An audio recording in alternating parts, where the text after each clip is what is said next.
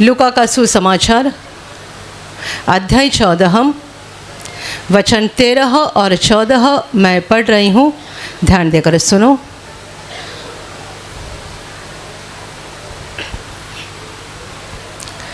परंतु जब तू भोज करे तो कंगालों, टूंडों, लंगड़ों और अंधों को बुला, तब तू धन्य होगा, क्योंकि उनके पास तुझे बदला देने को कुछ नहीं, परंतु तुझे धर्मियों के जी उठने पर इसका प्रतिफल मिलेगा।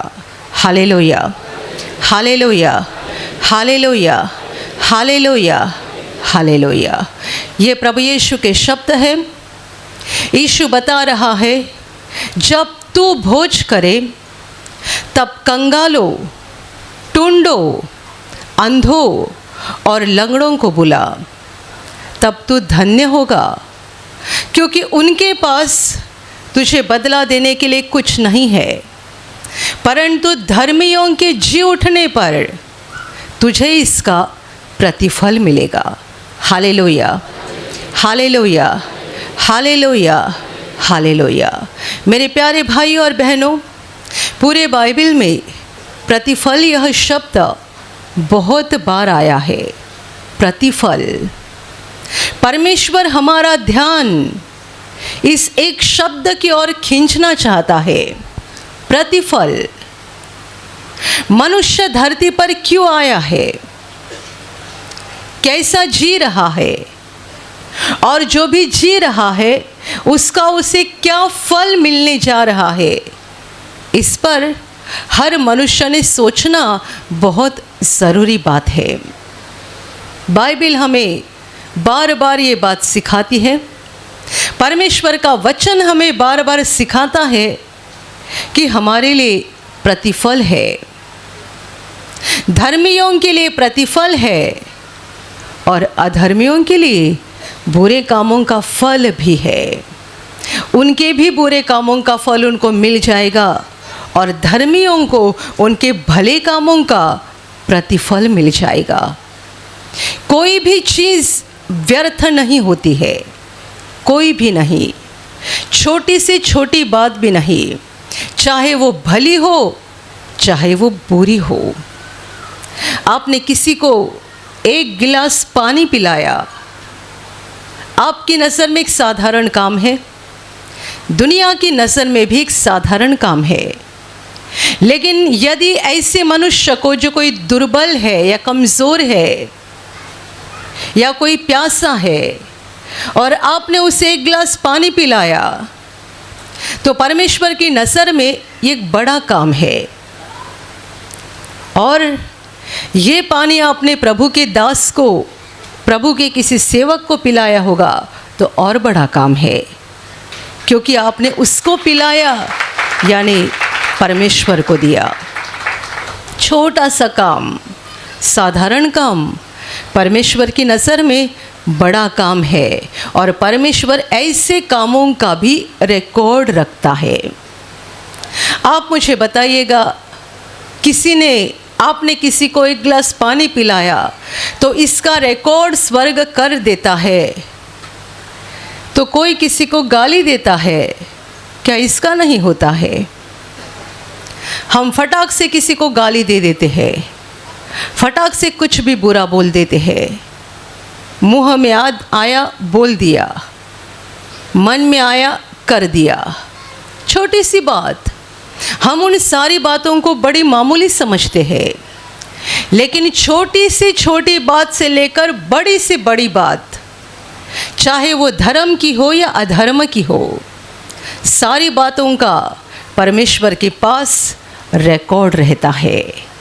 Hallelujah, hallelujah. और इसलिए हर मनुष्य ने, जो भी आत्मा में जीवित है, जिंदा है, उसने इस बात के ऊपर हर दिन सोचना चाहिए, हर पल सोचना चाहिए, मेरा प्रतिफल क्या होगा। आज दिन भर मैंने ऐसे ऐसे सारे काम किए हैं, मेरा प्रतिफल क्या होगा। प्रभु यीशु को एक मनुष्य ने उसके घर पर खाने के लिए बुलाया था। यीशु वहाँ गया, उसने देखा होगा कितने सारे अमीर लोग वहाँ पर है, खाना खाने के लिए सब इकट्ठा हुए हैं। तो जिसने ये भोजन रखा था उस मनुष्य से प्रभु ने बात की और कहा, जब कभी तो ऐसा भोजन करेगा, रखेगा दूसरों के लिए, तब अपने धनवान पड़ोसियों को मत बुलाना, अपने अमीर रिश्तेदारों को मत बुलाना। भोजन खिलाना है तो कंगालों को बुलाओ, टुंडों को बुलाओ, अंधों और लंगड़ों को बुलाओ, तब तू धन्य हो जाएगा। क्योंकि तुझे फेर देने के लिए, तुझे वापस देने के लिए उनके पास कुछ नहीं है, और धर्मियों के जी उठने पर तुझे तेरा प्रतिफल मिल जाएगा। ये दुनिया का एक बड़ा महत्वपूर्ण समय रहेगा धर्मियों के जी उठने पर। परमेश्वर ने वो समय नियुक्त किया है जिस समय धर्मियों का पुनरुत्थान हो जाएगा, और बाइबल कहती है अधर्मियों का भी हो जाएगा, लेकिन धर्मियों का पुनरुत्थान हो जाएगा अनंत जीवन को प्राप्त करने के लिए।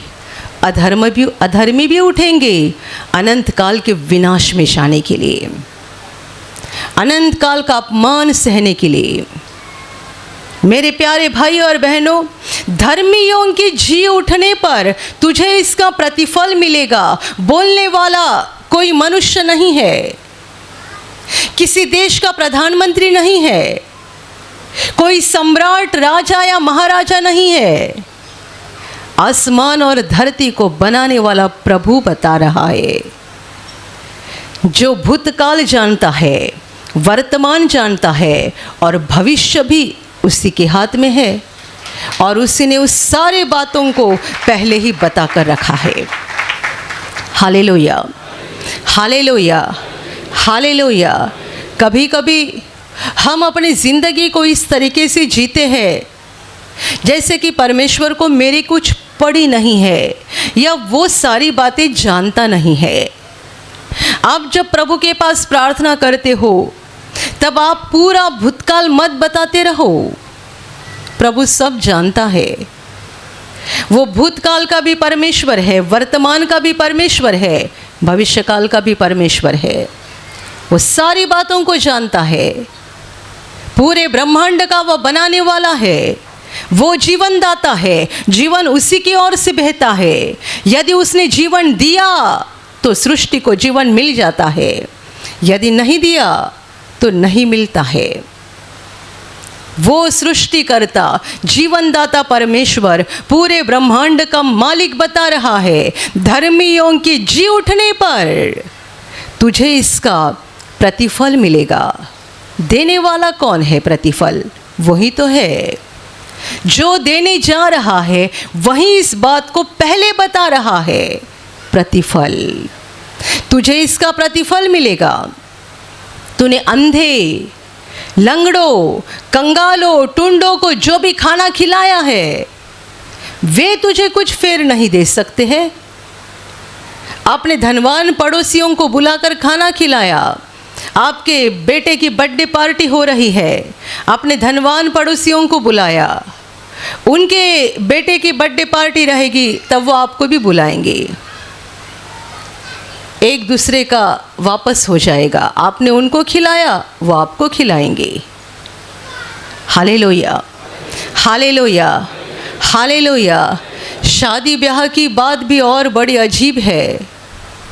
हम किसी को कुछ देते हैं और जब हमारे घर में शादी पड़ती है इस इंतज़ार में रहते हैं कि जो दिया है ना वो वापस घर पे आ जाए। आपने किसी रिश्तेदार को एक सोने की अंगूठी दे दी तो आपके घर पे शादी पड़ेगी तो आप उस इंतज़ार में रहते वही अंगूठी वापस आनी चाहिए, और यदि नहीं आएगी तो आप उनको मैसेज भेज देंगे। मैंने 5 साल पहले आपके घर में शादी को अंगूठी दी थी, आपने नहीं दी।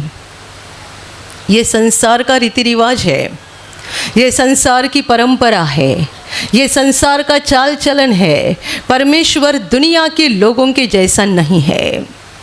परमेश्वर देता है, लेने की कुछ उम्मीद नहीं रखता है, इसलिए वो देने वाला परमेश्वर है। उसका दिल दया, करुणा, ममता और प्रेम से भरा हुआ है। और यदि हम उसके बच्चे बन गए हैं, यीशु पर विश्वास करके, अपने पापों की क्षमा प्राप्त करके हम उस महान परमेश्वर के बच्चे बन गए हैं, तो हमारे अंदर से सांसारिक स्वभाव निकल जाना चाहिए और जो परमेश्वर का पवित्र स्वभाव है वो हमारे अंदर आना चाहिए। Hallelujah, hallelujah, hallelujah, hallelujah. परमेश्वर ने इज़राइलियों को आज्ञा दी थी। क्या आज्ञा दी थी? कि तुम्हारी जो भी कमाई है उसका 10वां भाग मंदिर के भंडार में आकर जमा कर दो। ये किस लिए आज्ञा दी थी? क्या परमेश्वर ये चाहता था कि जो मैंने दिया है वो मेरे पास वापस आ जाए? तुम्हें मैंने जो भी पूरे महीने भर में काम धंधे के ऊपर आशीष दी है उसका 10वां अंश लाकर मंदिर में जमा कर दो। ये इसलिए नहीं कि परमेश्वर हमसे छीनना चाहता है, परंतु इसलिए कि परमेश्वर हमें परखना चाहता है।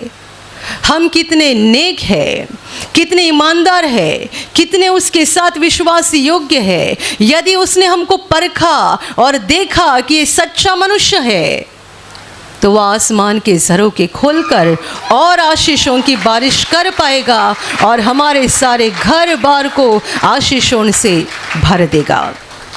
Hallelujah, hallelujah. वो मनुष्य की तरह स्वभाव नहीं रखता है। मनुष्य का स्वभाव पापी स्वभाव है। देता है, वापस लेने की उम्मीद से देता है। इसलिए दिया जाता है कि वापस मिल जाएगा और ज़्यादा मिल जाएगा। और भी बुरा स्वभाव है, देते तो है नहीं, छीनते बहुत है। देते तो है नहीं लेकिन छीनते बहुत है। मैंने ऐसी कहानियाँ सुनी है, सगे भाई को फंसाता है, बहन अपनी सगी बहन को फंसाती है। कभी मुसीबत के समय में बताया, एक 4,000 रुपया 5,000 रुपये दीजिएगा, वापस आएगा मैं दे दूंगी। उसके बाद पैसा आता है लेकिन वापस नहीं किया जाता है। मेरे प्यारे भाई और बहनों, मनुष्य के अंदर बहुत बुरा स्वभाव है। हमारा चाल चलन टेढ़ा है और हम अपना ही फायदा देखते जाते हैं और सोचते हैं हमें बड़ा फल मिल गया, बड़ा फल मिल गया। किसी से 25,000 रुपये मांगा, वापस नहीं किया, फ़ायदा हो गया। किसी से 50,000 रुपया मांगा, वापस नहीं किया, फ़ायदा हो गया। फ़ायदा होते जा रहा है। इससे 5,000 मांगा, उससे 10,000 मांगा, किसी को फंसाया, किसी को लूटा, झूठ बोलकर पैसा कमाया, बहुत कुछ कमाई की, बहुत कुछ कमाई की। क्या कमाया? पैसा, जायदाद, संपत्ति। मेरे प्यारे भाई और बहनों, उस शब्द के ऊपर ध्यान दो, धर्मियों के जी उठने पर। वो जो दिन आने वाला है, अधर्मी और धर्मी सब कोई अपने अपने कामों का फल पाने जा रहे हैं। उस वक्त आप कहाँ पर होंगे? मैं कहाँ पर होंगी? हर एक ने खुद के बारे में सोचना चाहिए। मेरा चाल चलन कैसा है? हमें बख्शिश मिलने वाला है, परमेश्वर की ओर से हमें बड़ी भेंट मिल जाएगी, लेकिन किस लिए मिल जाएगी?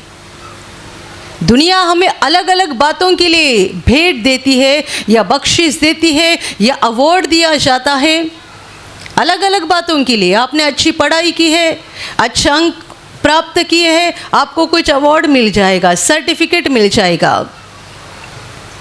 और भी कई बातों में, कोई अच्छा खेलता है, कोई अच्छा गाड़ी चलाता है, कोई अच्छा खाना पकाता है। हर बात के लिए दुनिया में अलग अलग अवार्ड है। लेकिन क्या परमेश्वर भी ऐसी चीज़ों के लिए उस दिन हमें अवार्ड देने जा रहा है? आप में से ऐसे कई भाई बहन होंगे जिनको बहुत अच्छे से खाना पकाने को आता है और लोग आपकी बहुत प्रशंसा करते होंगे। आपके घर के लोग, रिश्तेदार क्या खाना पकाते हैं, आपकी बहुत प्रशंसा होती होगी। आपने बहुत अच्छे मार्क्स प्राप्त किए, बहुत अच्छे अंक लाए हैं, आपके घर वाले, रिश्तेदार, आसपास के लोग आपकी स्तुति करते होंगे।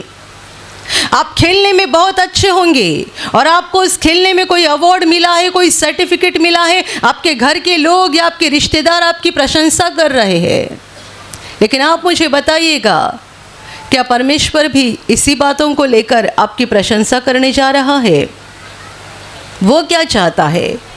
हमने परीक्षा में, स्कूल में, कॉलेज में कितने अंक निकाले, वो क्या चाहता है? हम कितने अच्छे से खेल रहे हैं? वो क्या चाहता है? हम कितने अच्छे से काम कर रहे हैं? वो चाहता है एक ही बात परखने के लिए, हम परमेश्वर से और मनुष्य से कैसा प्रेम रखते हैं। दिन रात संसार के सब लोगों की एक ही परीक्षा शुरू है, एक ही परीक्षा दिन रात हो रही है। हम परमेश्वर के साथ और मनुष्यों के साथ किस रीति से बर्ताव कर रहे हैं। और सच्चाई ये है, यदि हम परमेश्वर से प्रेम रखते हैं तो हम मनुष्यों से भी प्रेम रखेंगे, क्योंकि ये परमेश्वर की ही आज्ञा है कि हमें मनुष्यों से प्रेम रखना चाहिए।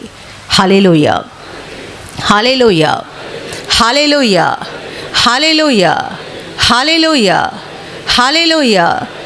ऐसे लोग दुनिया में हैं जिन्होंने बड़ी बड़ी उपाधि प्राप्त की है, बड़े बड़े अवार्ड प्राप्त किए हैं, लेकिन दूसरों से प्रेम करना जानते नहीं है। कोई बहन यहाँ बैठी होगी जो घर में बहुत अच्छा खाना पकाती है, बहुत अच्छा, उसके पति, सास, ससुर, घर के दूसरे लोग उसकी प्रशंसा करते हैं, लेकिन उसको दूसरों के साथ चार बातें प्यार से बोलने के लिए जमती नहीं है। थोड़ी थोड़ी बातों के ऊपर बड़ा गुस्सा आता है और दो दो दिन अपने पति से बात नहीं करती है, बच्चों को पीटते रहती है। इसकी प्रशंसा किस बात के लिए हो रही है? खाना बहुत अच्छा पका रही है।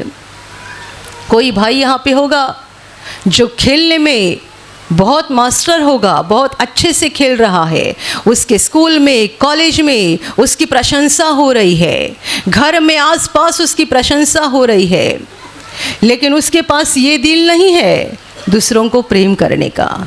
वह अपने पिताजी की बात को मानता नहीं है, पिताजी की बातों को ठुकराता है, मम्मी को उल्टा जवाब देता है, बहन के ऊपर गुस्सा करता है, घर में सारी उल्टी सीधी बातें बोलते रहता है, और उसकी प्रशंसा हो रही है, अच्छा फुटबॉल प्लेयर है, अच्छा ये खेल सकता है, अच्छा वो खेल सकता है। बताओ फ़ायदा क्या है? दिन रात हमारी परीक्षा क्या चल रही है। मैंने ऐसे कई लोगों को देखा है जो अपने स्कूल में या कॉलेज में हमेशा पहला नंबर निकालते हैं, लेकिन दूसरों से प्रेम करना जानते नहीं है। दिल में बड़ा अहंकार भरा हुआ रहता है, अपने आप को बहुत बुद्धिमानी समझते हैं और सबों का अपमान करके और दूसरों को ठुकरा कर बातें करते रहते हैं, यहाँ तक कि अपने माँ बाप का भी सम्मान करना जानते नहीं है। Hallelujah, hallelujah, hallelujah. मेरे प्यारे भाई और बहनों, दुनिया के हर मनुष्य की दिन रात परीक्षा चल रही है। हर घड़ी परमेश्वर हमें परख रहा है, हम कैसे चल रहे हैं, कैसे जी रहे हैं, हम परमेश्वर के साथ कैसा बर्ताव करते हैं, हमारे आसपास जो परमेश्वर ने लोग दिए हैं उनके साथ हम कैसा बर्ताव करते हैं। परमेश्वर हमसे बहुत बड़ी उम्मीद नहीं रखता है, उसने हमें बहुत बड़ी उम्मीद रखकर संसार में नहीं भेजा है। वो बस चाहता है कि हम इस धरती पर रहते हुए उस पर प्रेम करें, और हमारे भाई बहन यानी जितने सारे लोग परमेश्वर ने हमारे आसपास दिए हैं, हम सबों के साथ प्रेम से बर्ताव करें। Hallelujah, hallelujah. प्रेम तो हम करते हैं, लेकिन उन्हीं लोगों पर करते हैं जो हमसे प्रेम करते हैं। गरीबों पर प्रेम क्यों करना है? कंगालों के ऊपर प्रेम क्यों करना है? अंधे, लंगड़े, टुंडे ऐसे लोगों के ऊपर प्रेम क्यों करना है? संसार नहीं जानता है कि ऐसे लोगों के ऊपर प्रेम क्यों करना है। यदि आपके जीवन में या आपके आसपास परमेश्वर ने ऐसे लोग रखे हैं, ये इसलिए रखे हैं कि वो परख रहा है आप उन पर कैसा प्रेम करते हो। यीशु ने कितनी बड़ी सलाह दी है और मैं समझती हूँ दुनिया के 90% लोगों के लिए या 90 से भी ज़्यादा प्रतिशत लोगों के लिए ये बहुत कठिन बात है। ग्रहण करने के लिए, स्वीकारने के लिए बहुत कठिन बात है। जब तू भोजन करे तब अपने रईस, धनवान, पड़ोसियों को, रिश्तेदारों को मत बुलाना। कंगालों को बुलाओ, अंधों को बुलाओ, लंगड़ों को बुलाओ, तभी तो धन्य हो जाएगा, आशीषित बन जाएगा। क्योंकि तुझे फेर देने के लिए, वापस देने के लिए उनके पास कुछ नहीं है, परंतु धर्मियों के जी उठने पर तुझे इसका प्रतिफल मिलेगा। मेरे प्यारे भाइयों और बहनों, आपका प्रतिफल क्या है और आपने कितना प्रतिफल खुद के लिए इकट्ठा किया है? हर दिन देखते जाओ। आपके बैंक अकाउंट में पैसा होगा या आपने एफडी बनाकर रखी होगी, आपने जेवर रखे होंगे, सोना, आप बार बार उसको देखते होंगे। बैंक में पैसा कितना बढ़ गया, एफडी रखी है 4 साल हो गए, अब इंटरेस्ट कितना बढ़ गया, अभी कितना पैसा हो गया। सोना तो रह रह के बढ़ता नहीं है, पर देखने से मन खुश हो जाता है। बैंक में पैसा और एफडी रह रह के बढ़ते जाती है। घर में जो सोना रखा है उसको रखने से बढ़ता तो नहीं है, लेकिन देखने से बड़ी खुशी होती है। बार बार उसको निकाल के देखा जाता है, कितना है, मेरे पास इतना सोना है, मेरे पास इतना सोना है। और भी कई लोग हैं जिनके पास ज़मीन के पेपर है, फ्लैट के पेपर है, बंगले के डॉक्यूमेंट्स है, उसको देखते, मेरे नाम के ऊपर इतने फ्लैट है, मेरे पास इतनी ज़मीन है, इतनी ज़मीन के ऊपर मेरा नाम लगा हुआ है, इतने घर के ऊपर मेरा नाम लगा हुआ है, मैं इतने घर का मालिक हूँ, इतनी बड़ी ज़मीन का मालिक हूँ, इतने फ्लैट का मैं मालिक हूँ। मेरे प्यारे भाई और बहनों, ये सारी नाशमान बातें हैं जो सारी यहीं की यहीं रहेगी। आप उनको देखते देखते ख़त्म हो जाओगे, यानी आपकी सांस रुक जाएगी और आपकी आत्मा शरीर से बाहर निकलेगी। धर्मियों के जी उठने पर जब आपका पगार लेने का समय आएगा, ऐसा नहीं होना चाहिए कि प्रभु देखेगा और कहेगा तुम्हारे अकाउंट पे तो कुछ नहीं है, तुम्हारे अकाउंट पे कुछ नहीं है, क्या तुमने ऊपर कुछ भेजा नहीं था क्या? सब धरती पे ही रखा है, अभी तो मट्टी हो गई। वो इधर नहीं आता है। धरती का सोना स्वर्ग में नहीं लेके जा सकते, धरती के ज़मीन के कागजात स्वर्ग में नहीं लेकर जा सकते, धरती का पैसा और एफडी आप स्वर्ग में लेकर नहीं जा सकते, वो वहाँ चलती नहीं है, वहाँ का सब अलग है। परमेश्वर बहुत सुंदर है, पवित्रता से भरा हुआ है, और धर्मियों को वो जो प्रतिफल देने जा रहा है वो भी बहुत अलग है। धरती के किसी बातों के साथ उसकी तुलना नहीं हो सकती है। Hallelujah, hallelujah, hallelujah, hallelujah, hallelujah. प्रभु यीशु इंसान के रूप में इस धरती पर था, लेकिन जब प्रकाशित वाक्य में हम पढ़ते हैं यूहन्ना ने स्वर्ग का यीशु देखा था, तब उसका रूप कैसा था। हम केवल धरती की बातें देखते हैं। ये मत सोचो कि स्वर्ग में मुझे सोना मिलेगा, स्वर्ग में मुझे इतनी ज़मीन मिलेगी। स्वर्ग का प्रतिफल धरती के किसी बातों के साथ उसकी तुलना नहीं हो सकती है। और आप वहाँ पर कितना इकट्ठा करते जा रहे हैं, ये बहुत महत्वपूर्ण है। यहाँ रहकर इकट्ठा करना है, धरती पर रहकर। इसलिए तो मैंने कहा हर दिन परीक्षा शुरू है।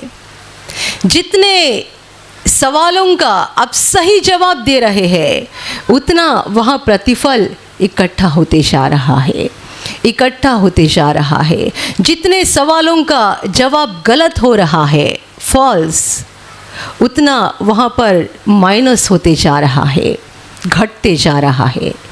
Hallelujah, hallelujah, hallelujah. क्या आप स्वर्ग में आपके लिए प्रतिफल इकट्ठा कर रहे हैं? या आपका सारा ध्यान धरती पर लगा हुआ है? यहाँ का बैंक बैलेंस बढ़ाना है, एफडी और बड़ी बनानी है, सोना और इकट्ठा करना है, जमीन और खरीदना है, और प्रॉपर्टी इकट्ठा करनी है, और घर में बहुत सारा पैसा भी इकट्ठा करके रखना है। यहाँ धरती पर आप यहाँ की बातों के लिए मेहनत कर रहे हैं या आपके स्वर्ग के प्रतिफल के लिए मेहनत कर रहे हैं? मैंने आपको पहले ही बताया, ये बात किसी मनुष्य ने नहीं बताई है, स्वर्ग और पृथ्वी के मालिक ने बताई है। प्रतिफल, प्रतिफल। आप दुनिया में कहीं जाओगे और ये बात बताओगे, सारी दुनिया हंस पड़ेगी। वो हंसते ही रहेंगे क्योंकि वे शारीरिक लोग हैं और आत्मिक बातों को कुछ नहीं जानते हैं। परमेश्वर जो आत्मा है और जो शरीर धारण करके धरती पर आया था, उसने हमें बड़ी महत्वपूर्ण सलाह दी है। हमें यहाँ रहकर स्वर्ग में प्रतिफल इकट्ठा करना ज़रूरी है, और हर दिन हम जितनी परीक्षाओं को पास करते जा रहे हैं, जितनी परीक्षाओं में सफल होते जा रहे हैं, उतना हमारा प्रतिफल बढ़ते जा रहा है। और यदि हम स्वार्थी होकर, मूर्ख होकर धरती पर ही अपनी संपत्ति को इकट्ठा कर रहे हैं, स्वार्थी बन रहे हैं, किसी को नहीं देना है, सगे भाई को भी नहीं देना है, सगी बहन को भी नहीं देना है, तो दूसरों को देने की तो बात ही छोड़ दो, किसी को देना नहीं है। ऐसे बहुत लोग हैं प्रभु के राज्य में, उनका दिल बड़ा छोटा रहता है, बहुत छोटा रहता है, थोड़ा सा भी देने के लिए डर जाते हैं। किसी को 10 रुपया भी दिया ना तो उनको लगता है बड़ा नुकसान हो गया। देने की आदत नहीं है ना, इसके लिए किसी को 10 रुपए की भी मदद की तो लगता है 10,000 रुपये मैंने खो दिया। और ऐसे भी लोग प्रभु के घर में है जो उदारता से देते जाते हैं, मदद करते जाते हैं, दूसरों की सहायता करते जाते हैं, और इनके नाम पर स्वर्ग में बड़ा प्रतिफल इकट्ठा होते जा रहा है। बड़ा प्रतिफल इकट्ठा होते जा रहा है। Hallelujah, hallelujah, hallelujah. मैंने ऐसी 2 सगी बहनों को देखा है, एक अमीर घर में, एक गरीब घर में। काल्पनिक रची हुई कहानी नहीं, इन दोनों को मैं पहचानती हूँ। बड़ी बहन अमीर घर में, छोटी बहन गरीब घर में। छोटी बहन जब जब अपने बड़ी बहन को मिलने के लिए आती थी, उसके पास रोते रहती थी, मेरे पास कुछ नहीं है, आज खाने के लिए बनाने को भी कुछ घर में नहीं है। बड़ी बहन का फ्रीज हरी सब्जियों से और मटन मछली से भरा हुआ रहता था, लेकिन उसे अपनी छोटी बहन के ऊपर ज़रा भी तरस नहीं आता था। छोटी बहन रोकर बताएगी, आज घर में खाना पकाने के लिए कुछ नहीं है। बड़ी बहन बोलती थी, ऐसा ना, क्या करेंगे, गरीब है ना तू, क्या कर सकती हूँ मैं, इसका फ्रीज भरा हुआ है। और छोटी बहन मुँह गिरा कर उसके सामने बोल रही कि आज घर में खाना बनाने के लिए कुछ नहीं है। और बड़ी बहन ये सोचती है कि कब ये अपना बोलना बंद करे और कब यहाँ से निकल पड़े, क्योंकि ये जाएगी तब मैं फ्रिज में से कुछ तो अच्छा अच्छा निकाल के मेरे लिए और परिवार के लिए खाना बनाऊंगी। सालों साल ये चला है। कैसा दिल होता है लोगों का। वो भी बड़ी बहन है। एक बड़ी बहन अपनी सगी बहन के लिए इतना भी नहीं कर सकती है कि उसके घर का खाने पीने का भी इंतज़ाम नहीं कर सकती, जब उसके घर की हालत ऐसी है कि खाने के लिए भी कुछ नहीं है। दिल बहुत छोटा रहता है। बस मेरा देखो, मेरे बच्चों का देखो, केवल मेरा देखो, मेरे बच्चों का देखो। और ऐसे लोग अपनी ज़िंदगी के अंत में बहुत रोते हैं इस बात को सोचकर कि हमने अपने बच्चों के लिए बहुत किया, लेकिन बच्चे हमें भूल गए। आपने बच्चों के लिए किया और बच्चे आपको भूल गए। यदि आपने परमेश्वर की इच्छा के अनुसार किया होता तो बच्चे आपके कभी आपको भूलते नहीं, आपको चिपक के रहते। हालेलुया। क्योंकि मनुष्य का सच्चा सहारा परमेश्वर है।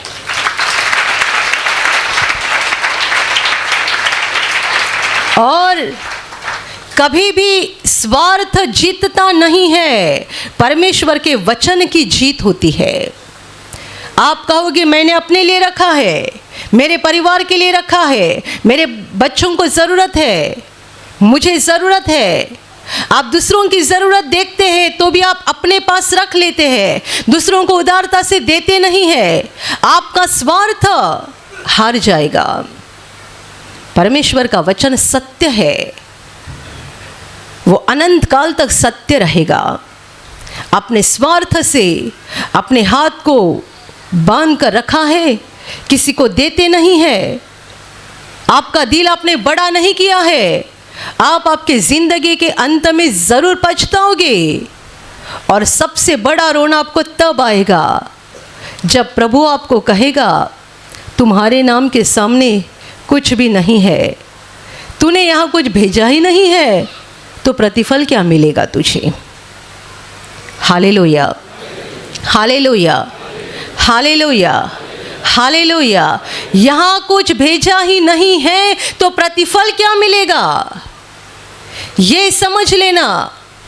जैसे कि कोई मनुष्य परदेश में जाके नौकरी करता है 10 साल, 25 साल, 40 साल, और इतने सालों में वो बहुत कुछ कमाता है, इकट्ठा करके रखता है, अपने देश में भेजते रहता है, इकट्ठा करके रखता है, और जब उसकी वहाँ की नौकरी ख़त्म हो जाती है अपने देश में वापस आता है और इतने सालों की जो कमाई है उसके साथ खुशी से रहता है। बिल्कुल वैसे ही हमारा स्वदेश वहाँ पर है। यहाँ हमको भेजा गया है प्रतिफल कमाने के लिए। धरती पर हमको भेजा गया है प्रतिफल कमाने के लिए। हमें वापस वहाँ पर जाना है। कोई 60 साल जिंदगी जीता है, कोई 90 साल जीता है, कोई 25 साल ही जीता है, लेकिन परमेश्वर ने हमको भेजा है जाओ कमाओ और तुम्हारी कमाई यहाँ भेजते रहो। जब वापस आओगे सब तुम्हें मैं दे दूँगा। हम यहाँ पर आए हैं कमाने के लिए। क्या कमाने के लिए? प्रतिफल कमाने के लिए। लेकिन हम मूर्ख बनते जा रहे हैं और भूल गए हैं कि हमें अपने प्रतिफल को वहाँ इकट्ठा करना है, क्योंकि वो हमारा स्वदेश है। धरती हमारा स्वदेश नहीं है, ये दुनिया हमारा स्वदेश नहीं है।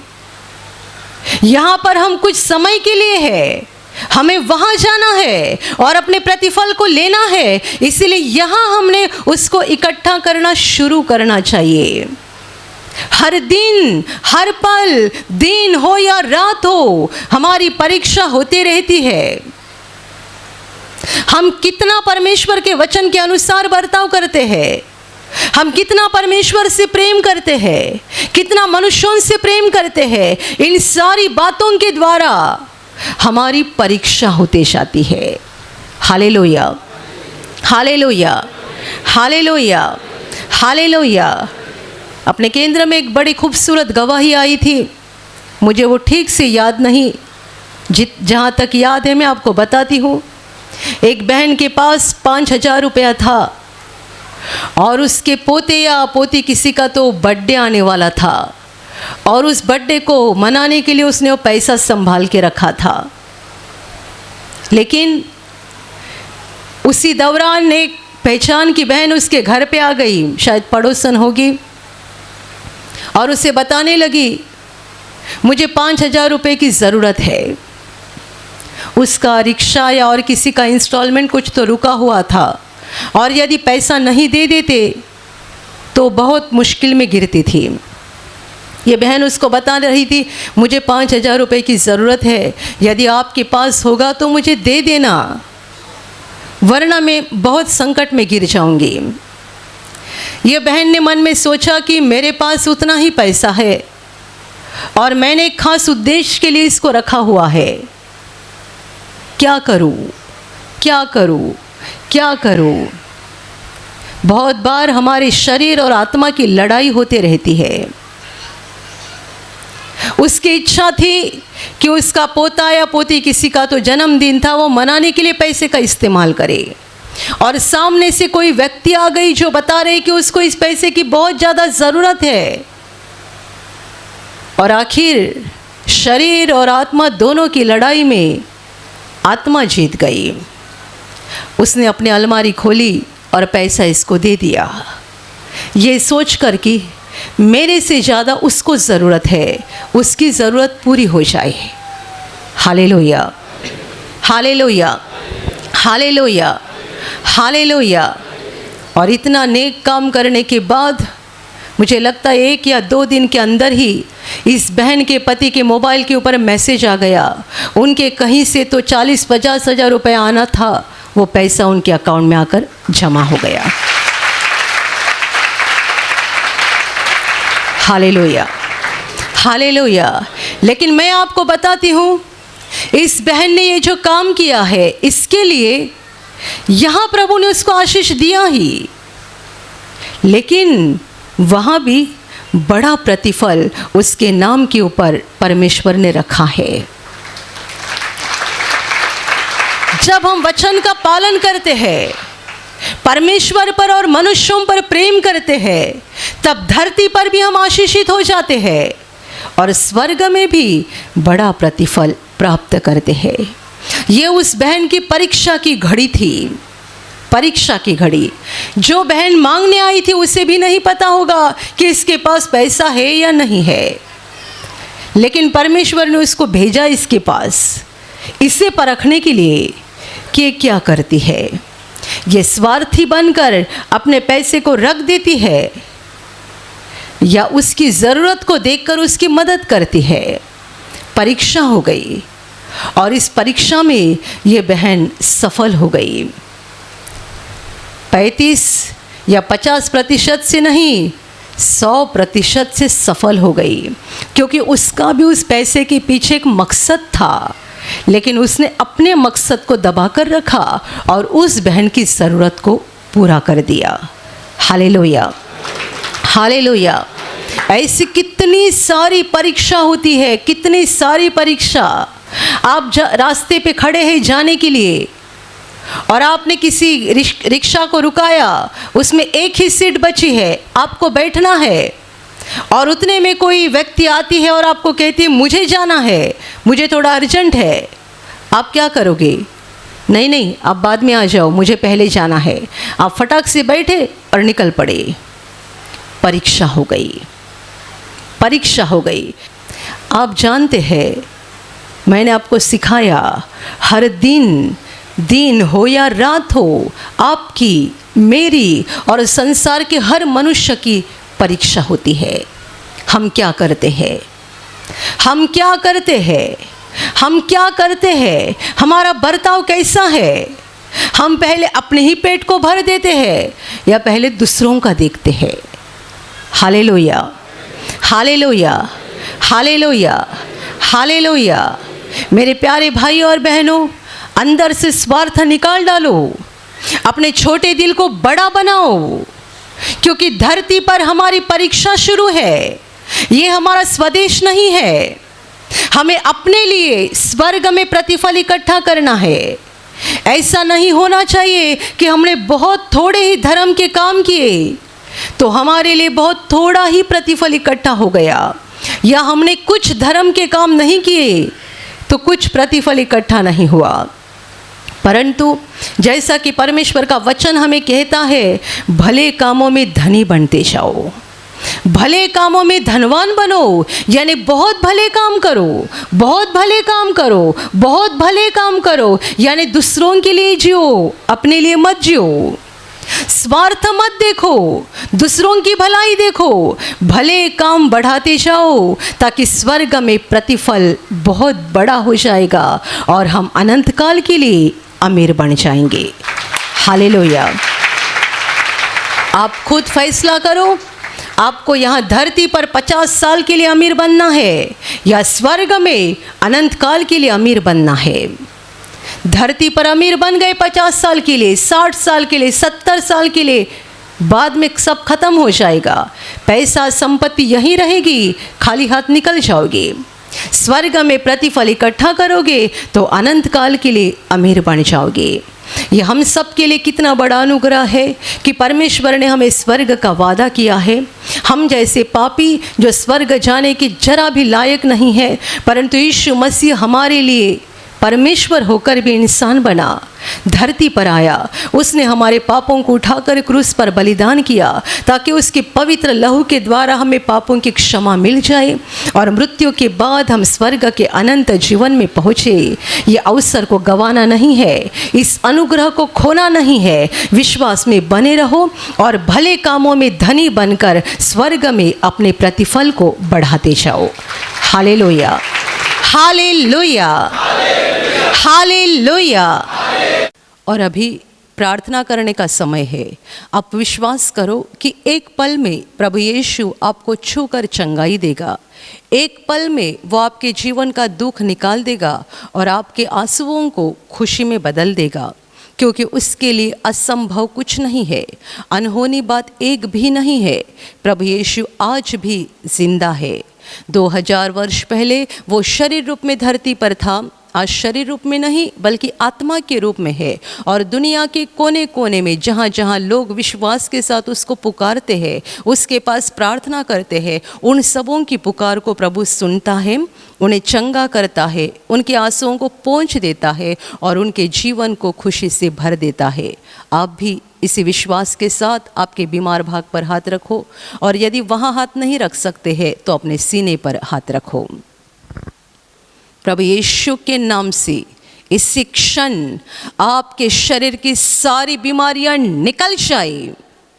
यीशु के नाम से आपके जीवन का सारा दुख निकल जाए।